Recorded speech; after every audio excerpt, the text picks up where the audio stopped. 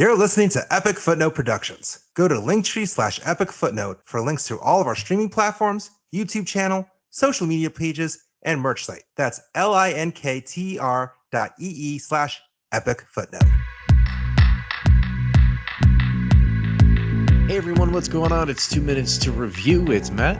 And it's Zach. Longest album review in under 2 minutes wins. If you haven't joined us for one of these before and you click the picture, this is something that was kind of extra special this weekend because of all of the things happening for Record Store Day over the weekend.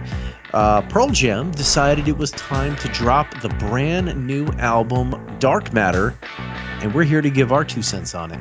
That's right. I mean, when you say the 2 words Pearl Jam, you automatically think rock gods. And I mean, for the past 3 decades, over 3 decades, really, they've really just kind of the most reliable rock band. I mean, Eddie Vedder has been considered a voice of the generation. You've heard Matt and I also rave about the band many times, even in review their last album, Gigaton, which, Matt, it's been it's been over 4 years since that album dropped. And not to get too sentimental, but that particular episode was kind of meaningful in that was the first time we did an episode, quote, in the quarantine, and did it via Skype instead of our in-person recordings. And it was at a really just critical time in the world. Pearl Jam has been a source of inspiration, of relief, of comfort.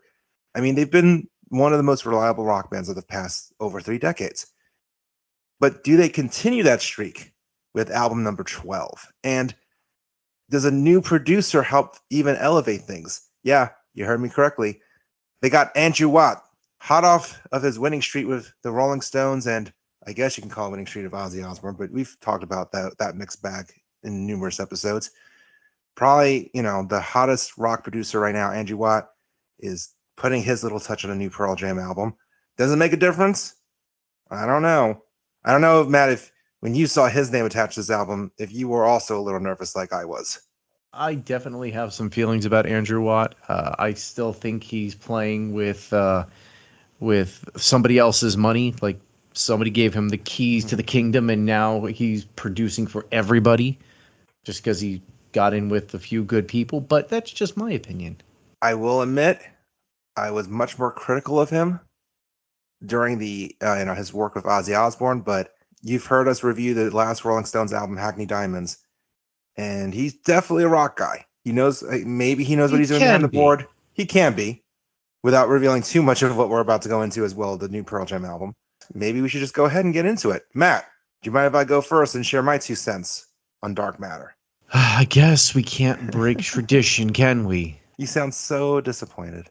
Would you like to go first? No, that's okay. We can let you go first. All right, give me a 10 countdown in honor of Pearl Jam. 9, 8, 7, 6, 5, 4, 3, 2, 1, go. All right.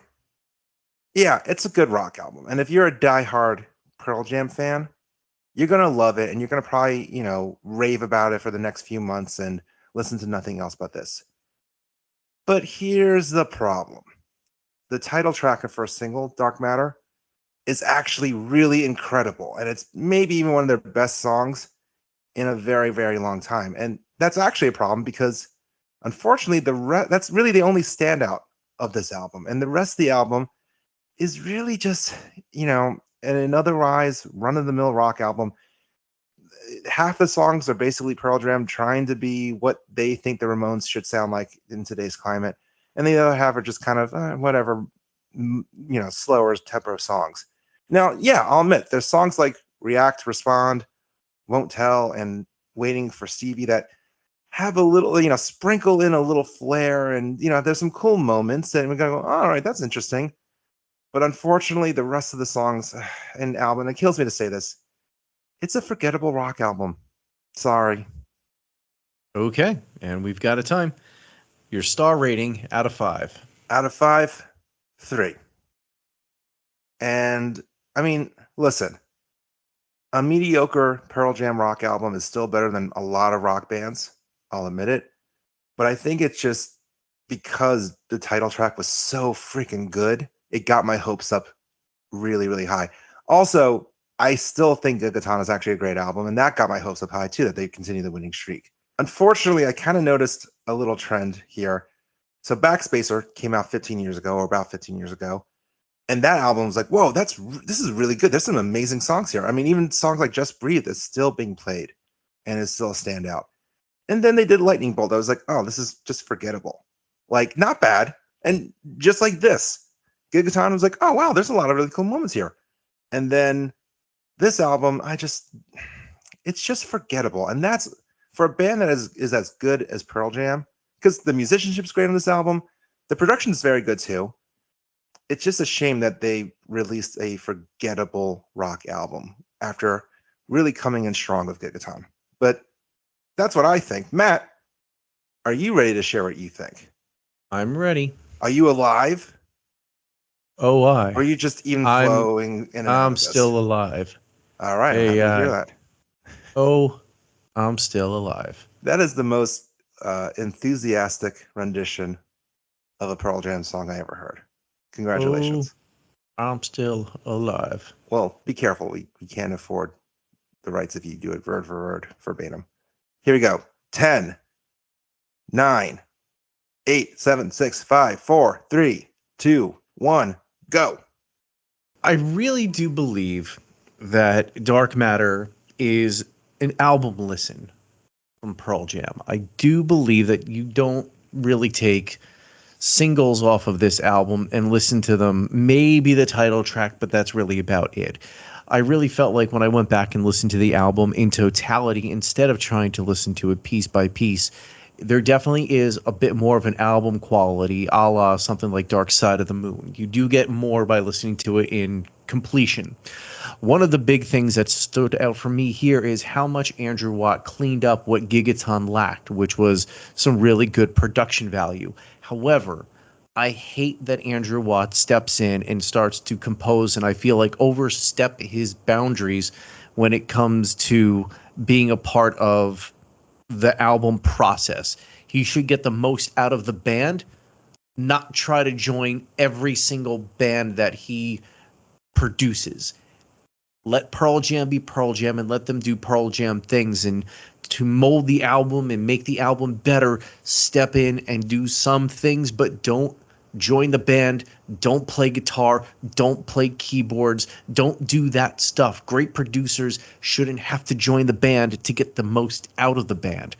That's really to a flaw, because I feel like the song later on in the album, Something Special, could have been a little bit more than what it was. It was a great little swing tune, but I feel like, Andrew Watt stepping in there and, I feel like he kind of held back what could have been a better song. Josh Klinghoffer joined the band on that track as well, and I feel like you could definitely tell it had a little bit of that funky Chili Peppers type-ish vibe to it, so it was kind of cool, but I feel like there could have been a little bit more there. But overall, from an album perspective, this is a pretty solid Pearl Jam album. All right, time is locked in. Out of 5 stars, what do you give Dark Matter? I'm going to give it 3.5. Interesting. Now, why that extra half a star? Is it because the production is really that much better than Gigaton? It's so much better. It's so much better. I listened to a few tracks back to back, and nobody can deny that Andrew Watt can work a board and make a band sound good from that perspective. I just there, like you said, like there is forgettable moments on the album if you're listening to it on its own. But if you're listening to it from a full album perspective, I think it's much better. Because there's definitely some Eddie Vedder solo influenced stuff toward the end of the album, like on Gotta Give and Setting Sun, where you can feel like, this is him doing his solo stuff with some more Pearl Jam flair. But, his voice on here is still incredible. You can't deny that. Yeah, Eddie, it's amazing that Eddie Vedder sounds so good after so many years. He sounds just like he did on 10. Like there's no difference. He's so good. But like I said, the Andrew Watt thing will always forever leave a bad taste in my mouth. There's times when you can forgive a producer for jumping in, like Bob Rock when he joined Metallica and played bass on Saint Anger because they had no bass player, and they had to put out an album. But Pearl Jam was a complete band. There was, I think, like 7 or 8 members of the band that were playing on the album or 7 or 8 players, why do you as a producer have to jump in and play on the album? Like, stop, let Pearl Jam play. They've been around a very long time, so they don't need you. Back off. Yes, he's a fine guitarist, but it isn't like he's a mind-blowing virtuoso anyway. And regardless of whether even he is, when you're a producer, you're supposed to be behind the board. You're supposed to be working the magic behind the scenes. You should not be the one out front. That was my critique also of, more so even specifically, well, actually, both of the Ozzy albums that he produced, in that the first one's like, all right, there needs to be a more metal guitarist playing an Ozzy. But even more so the second one, Patient Number 9, even though there was like a bunch of guest guitarists on it, it just felt like an Andrew Watts solo album that he had Ozzy sing on. Like, to your point that you mentioned, he oversteps his lane. It's about him. It should be about the band, not the producer. Right. Like, and it is frustrating. I think that's what rubs me the wrong way too, is that it's always about him. Even like the Rolling Stones album, like I don't really think he did play on the album, but he posted plenty of photos of him playing guitar with the Stones in the studio. It's like, okay, I get it. If you're in this, if you get a chance to jam with the Stones, you do it. But at the same time, it's like, you're the producer, not the musician. You should not be the one laying down the guitar tracks. It should be Keith. Right. It should be Mike McCready in this case of Pearl Jam. Like, overstepping boundaries. I want to see what would happen if he tried to step into the booth and do some lines like on a Post Malone album. Like, how come you're not doing that? Well, he does play guitar on the Post Malone albums. No. But I'm saying like that's Mike McCready's voice on the album, right? Like, he's the guitar player. If you're going to do that, that's like stepping on Post Malone's toes, right? So why do you feel that it's necessary to step on the toes of the guitar player in Pearl Jam? They don't need you. None of these bands, maybe outside of the one Ozzy album, did they really need you? I will say, though, his presence, or I guess influence, didn't even like bother me as much. Like, the idea of him in general kind of annoys me, but to me, the problem really with this, I mean, it sounded like, again, the musicianship was great. The production was fine. It just was forgettable. Like, the song, like, other than the title track, and there's a few, as I mentioned, there's a few sprinkled moments here and there. I was like, oh, that's interesting. The rest, it's just a forgettable album, which pains me because I love Pearl Jam. I even like some later day stuff, Pearl Jam, and that title track got my hopes up so much for something interesting, for something like the members, and even Andrew Watt was saying how, like, oh, you're going to get a lot of 10 vibes with this album. And then I heard Dark Matter. I'm like, the title track, I'm like, oh, I get it. Maybe they're right. Like, oh, wow, that's cool. And then Running came out. I'm like, oh boy, this is going to be another just standard Pearl Jam rock album. That's just kind of like them trying to be like the Ramones. Oh boy. And then listen to the album. Like, yep, here we are. Wow. That's also kind of like why I don't like Andrew Watt. Like, Rick Rubin, I don't think would sell an album like that. Like, I don't think he would sell it that hard. Like, to live up to 10, that's some pretty big shoes. And that's also like, what are we, 30 years on from 10? 30 plus.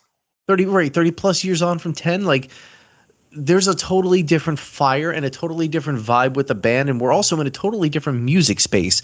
I don't think Pearl Jam has really sounded all that grunge in a very long time. They're a different band now. To your Rick Rubin comparison, I don't think that's actually fair. Rick Rubin has definitely, when the time has come, like, especially if he gets like a little bit of a higher paycheck with a certain band. And I'm thinking back to Black Sabbath 13. Like, he actually really hyped that album up a lot. And not just because it was the first Black Sabbath album of Ozzy in many, many years. Like, it's not uncommon. And I don't even fault Andrew Watt to a certain degree, because, listen, he's clearly a huge Pearl Jam fan. He's worked with Eddie Vedder now also on his solo albums as well. So he's not also a huge stranger to the Pearl Jam camp. And also, truth be told, that title track, all right, I do get 10 vibes, like a modern 10 vibe. So I don't fault him for that. It's just, unfortunately, the rest of the album doesn't live up to the hype. I don't blame Andrew Watt in this instance, unfortunately. What I do blame Andrew Watt for is not inspiring the band to write more memorable hooks and songs. Well, see, that's another thing, too. Like, if you look at the album credits, it says all music composed by Pearl Jam and Andrew Watt. Why is he getting composer credits? Because he supposedly helped write. No. If it took Pearl Jam longer to write the album, let Pearl Jam write the album. You know what? But hold on. That's not fair either. It's not uncommon for bands to even bring in outside sources for writing help. A lot of our favorite bands, whether we like to admit it or not, do that now. If anything, it's kind of unusual that Pearl Jam, that's known for writing great songs, would need that outside help. But it's almost kind of amicable that they at least did it with one guy and the producer, as opposed to multiple songwriters who might not have even been in the studio with Pearl Jam when they recorded it. Yeah, but what would you rather have, though? Would you rather have trusted songwriters help you, or Andrew Watt help you? I would rather whatever results to the best song. To me, seeing Andrew Watt's name on the credits doesn't go, oh, what the hell. Listen, if he helped write Dark Matter, the title track, then awesome, great song. I would keep going back to the Ozzy album too. Actually, so someone commented on one of our YouTube shorts, or actually no, on the review itself, or the episode we did talking about why are we so disappointed in Patient Number 9, and they hit the nail on the head in that some of the song ideas are not terrible. It's just it was a mixture of weird production, and the title track specifically with Patient Number 9 and Ozzy. It was actually a cool song in there that unfortunately, rest in peace, Jeff Beck, but his guitar solo was meh on that. And even just the production of the guitar riffs on it, which was what Andrew Watt did, were just meh. So the song itself is a finely written metal song that just unfortunately didn't have the right players on it.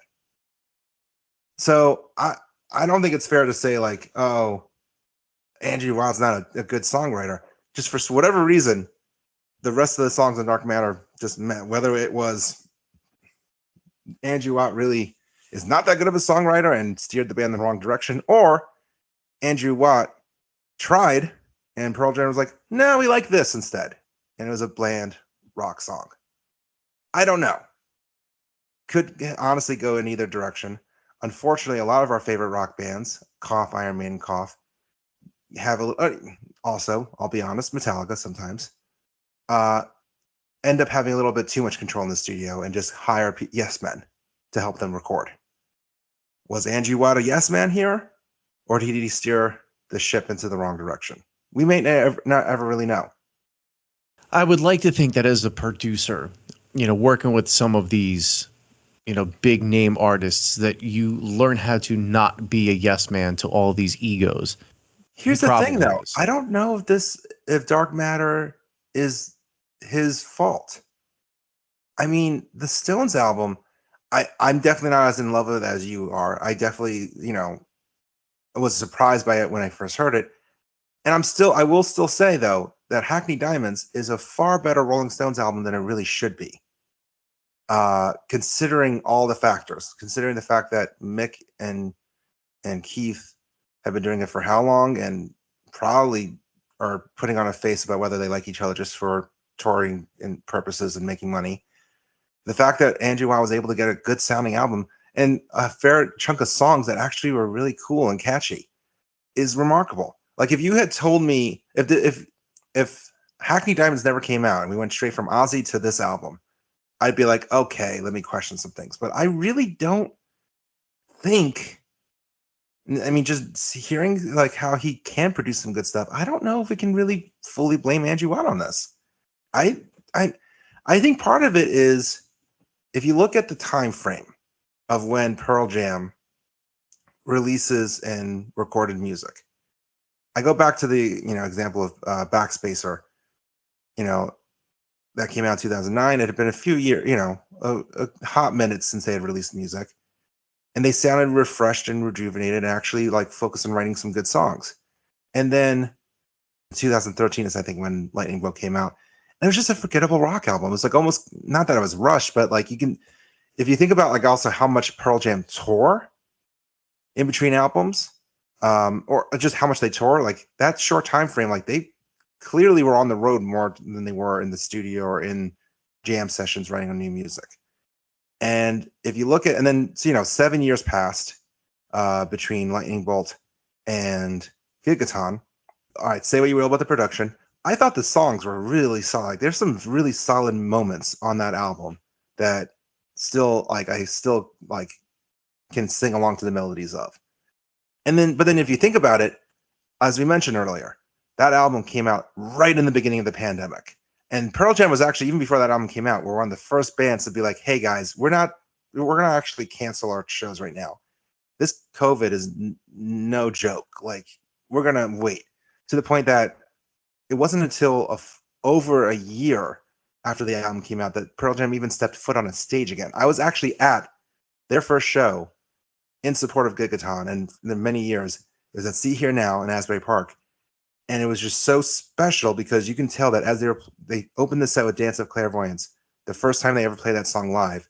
And you can tell that they were a little nervous. They're like, oh my God, I can't believe we're back on stage. We weren't even sure if we're going to be back on stage because, at that point it was still kind of, there were spikes in COVID cases. Like, it took them a while to even tour on that. So I mentioned that because they've basically been on the road ever since. Maybe last year they kind of paused, but I feel like even like as of like 2023, they were still playing a few shows here and there. They were still in tour mode, which is why when they did announce a new album, it was kind of like oh, wait, already? Like, and then you were like, oh no, I guess it's been 4 years, but still, like, I bring that up again because it's just, I feel like what we're hearing, as nicely produced as it is not fully baked. I almost wonder if they had maybe waited another year to revisit some of these songs and be like, you know what, we can make this melody stronger. We can, this chorus needs to be a little bit bigger. We need to add a tighter bridge here. I can't help but wonder if maybe they could have spent a little bit more time on writing some memorable songs as opposed to just producing a rock album. Yeah, but then again, where does Pearl Jam, and you just said it yourself, where does Pearl Jam's magic lie? It lies on the stage, right? Maybe they just are trying to put stuff out there, no matter how good or bad it is, just so they can tour. I mean, that's what every band does nowadays. Let's be honest. That's how the industry has worked for many, many years and decades. Bands just release albums so they can sell something on the road. But it kind of kills me to say that that's what Pearl Jam is, because they used to be more than that. But hey, it's 2024, baby. Times are tough. Got to make that money, huh? It is what it is. But I mean, like I said, I think this is more of that album listen than, you pick a song, listen to it, and you're okay just listening to that song. See, maybe outside of Dark Matter. It was a struggle for me to really get through from start to finish and just to keep focus. It just felt like I was trying to find something and then just zoning out. I don't know. But none of that matters, Matt. None of that dark matters. Get it? It's a pun because the album is called Dark Matter. Clever as hell, I know. Matt, Zach. Let's find out who gave the longest review in under 2 minutes. What was my score? You came in at 1 minute and 12 seconds. Ooh, a short review. And guess what? It worked because, Matt, you came in at 2 minutes and 3 seconds. Yeah, just over. I said so. I win. Cue in the balloons, the confetti. Put in the banners that say mission accomplished. I don't know. But what do you think? Not whether I outdated myself. I'm pretty sure I did. But what do you think on Pearl Jam's Dark Matter? Do you agree with us? Are you disappointed? Do Do you think Andrew Watt's to blame, or do you think just lazy songwriting is? Or are we crazy? Is this the best Pearl Jam album in years and years and years and years? Let us know on Facebook, X/Twitter, whatever you still call it, Instagram, Threads, God bless you if you're still on there, TikTok, at Epic Footnote. Also subscribe to our YouTube channel where we have a ton of episodes about Pearl Jam, about grunge, about alt rock, about Seattle in general. Tons of episodes. And thank you to Lucky 13 Beard Co.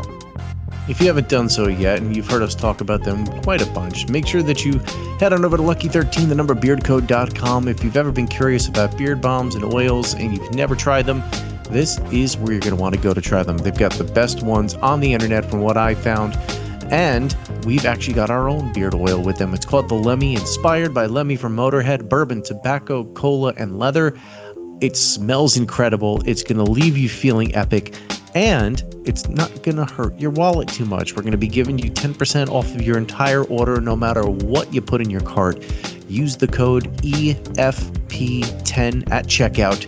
Anything that's in your cart gets 10% off. Lucky13, the number beardco.com. Use that code EFP10. And if you're still in a shopping mood, you know what else you can buy? T-shirts, coffee mugs, hats, hoodies with our cool logo on it. It's a great way to support us so we can keep doing podcasts like this, as well as let your friends know, hey, I listened to Matt and Zach review Pearl Jam and a bunch of other bands I like. You can find the link in our bio page on any of the social media pages I just mentioned before, where you can also learn more about our Lemmy-inspired beard oil from Lucky 13 Beard Co. Thanks so much for listening, and we hope you join us for another episode real soon. You know, I just realized What? I'm still alive. Oh, good for you.